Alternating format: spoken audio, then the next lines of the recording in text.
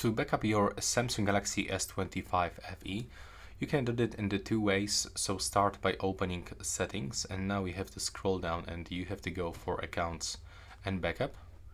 Over here you've got two options, so you can get the Samsung Cloud, Google Drive, or even three options.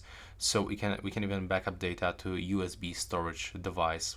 So in this case, I will recommend you to use the Google Drive. Now we have to simply select what we want to backup. So in my case, everything.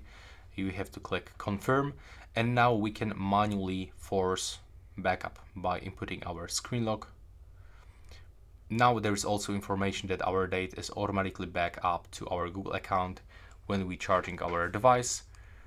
And this is all the backup details. So make sure that you select this switcher.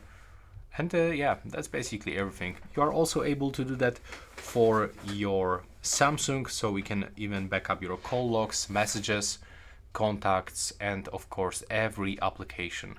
So if you are gonna use this device, the Samsung device, maybe the Samsung backup is a little bit better than the Google one. And of course you are able to backup data to USB storage.